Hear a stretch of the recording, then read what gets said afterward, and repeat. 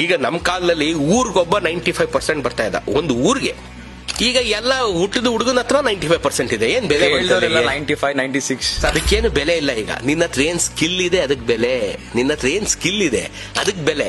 ನೀನು 95% ತೆಗ್ದಿದ್ದೆ, ಅವನು ತೆಗ್ದಿದ್ದೇನೆ, why I should hire you ಅಂತ ಅವ್ನು ಪ್ಲೇಸ್ಮೆಂಟ್ ಅವ್ನು ಕೇಳಿದಾಗ ಹೇಳ್ಕೊಳಕ್ ನಿಮ್ಮ ಹತ್ರ ಏನಾದ್ರು ಸ್ಪೆಷಲ್ ಸ್ಕಿಲ್ಸ್ ಇರಬೇಕು. ಇನ್ ಮುಂದಿನ ಜಮಾನ ಏನಿದೆ ಅದು ಸ್ಕಿಲ್ ಜಮಾನ. ಏನ್ ಸ್ಕಿಲ್ ಇದೆ ಅವ್ನಿಗೆ ವ್ಯಾಲ್ಯೂ ಅಷ್ಟೇ. ಅವ್ನು ಏನ್ ಓದಿದಾನೆ ನೋ ಬಡಿ ಕೇರ್ಸ್. ಅವ್ನು ಯಾವ ಭಾಷೆ ಕಲ್ತಿದ್ದಾನೆ ನೋ ಬಡಿ ಕೇರ್ಸ್. ಅವ್ನು ಇಂಗ್ಲಿಷ್ ಕಲ್ತಿದ್ದಾನೆ ಇಲ್ವಾ ನೋ ಬಡಿ ಕೇರ್ಸ್. ಅವನ ಹತ್ರ ಸ್ಕಿಲ್ ಇದ್ರೆ ಅವನ ತಲೆ ಒಳಗೆ ಜಗತ್ತು ಅವನ ಮುಂದೆ ಮಂಡಿಯೂರಿ ನಿಂತು ಅವನು ಕೊಟ್ಟಂತ ಸ್ಕಿಲ್ ಅನ್ನ ಭಿಕ್ಷೆಯಿಂದ ಸ್ವೀಕರಿಸಿ ಅವನಿಗೆ ದುಡ್ಡಿನ ಹಾರ ಹಾಕ್ಬಿಟ್ಟು ಹೋಗುತ್ತೆ. ಇದು ಮುಂದಿನ ಜಗತ್ತು, ಜನರೇಷನ್. ಎಸ್, ಮುಂದಿನ ಜನರೇಷನ್ ಇದೇನೆ. ಬಿಲ್ ಗೇಟ್ಸ್ ಬಂದು ಅಮೆರಿಕಾದಿಂದ ಬಂದು ಯಾರನ್ನ ಭೇಟಿ ಮಾಡ್ದ ಮುಂಬೈನಲ್ಲಿ? ಡಾಲಿ ದ ಚಾಯ್ ವಾಲಾ ಬೀದಿ ಬದಿಯ ಟೀ ಅಂಗಡಿಗೆ ಹೋದ.